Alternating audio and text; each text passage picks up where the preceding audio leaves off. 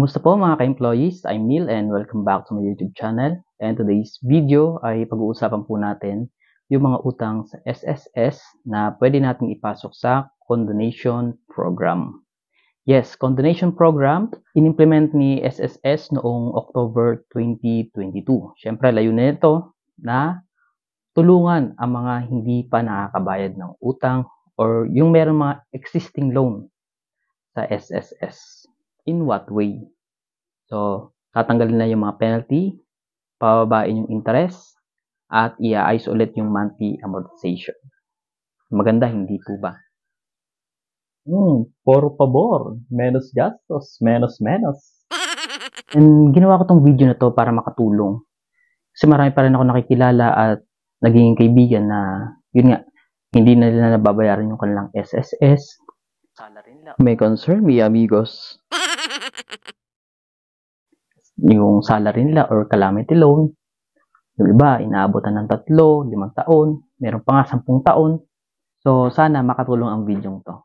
Saan ba natin makikita yung console loan na to? So, under siya ng loans. No? Kapag nag-login po kayo sa inyong SSS account, punta nyo lang po kagad yung loans. Tapos, under nun, makikita nyo na kagad yung mahaba kasi. Basta yung pinakamahaba doon, yun na yun, yung babasahin ko na nga para sigurado. Apply for consolidation of past due short-term member loan with condonation of penalty. Siguro next na naisip mong tanong ay papaano naman natin babayaran. So, papaano ba ang pagbabayad?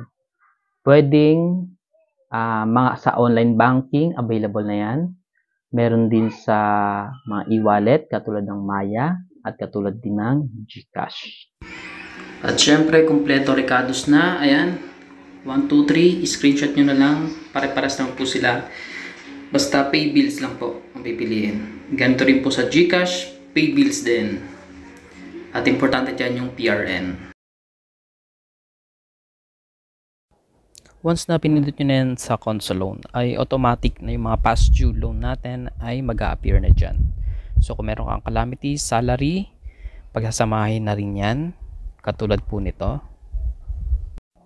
Then punta po tayo sa payment term.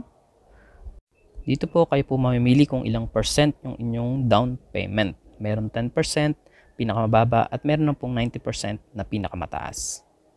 Dito po sa katabi, kayo po mamimili ng number of months. No? Meron po yan minimum at meron din po yan maximum. Kung maliit lang naman po ang utang, yung iba 3 to 6 months, yung kung medyo malaki, 12 to 24 months. Kung umaabot naman ng mga 70,000, ganyan, hanggang 5 taon, pwede, or 60 months. Para sa installment, ito yung down payment details.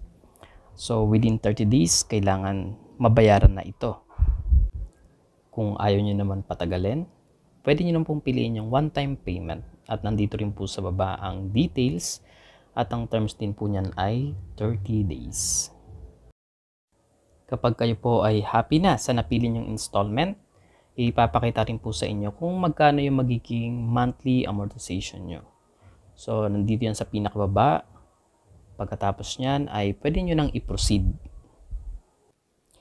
Dito po sa console loan program ay hindi po ibig sabihin wala na tong interest o tubo. So, meron pa rin po. Kaya lang maliit na lang kumpara doon sa meron talagang penalty.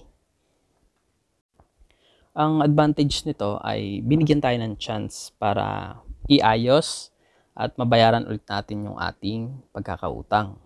May mga reminders din bago po natin ito i-apply. Sa number 1 ay no loan proceeds.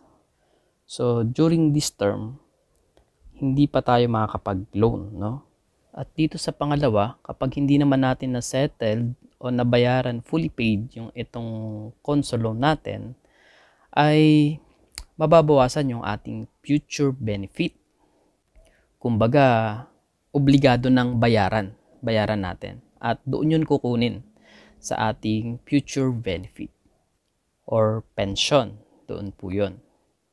Kasama din dito yung short-term benefits katulad ng sickness, maternity, and so on.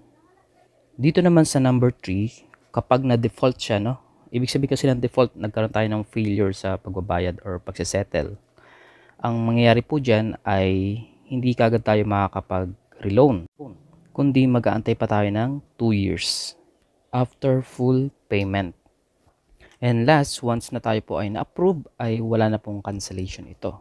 Hindi na po natin pwedeng i-cancel. Kaya, reviewin po natin mabuti yung ating application bago po natin i-submit. Yan po ang mga important reminder na dapat po natin malaman bago po tayo mag-apply ng Conso Loan.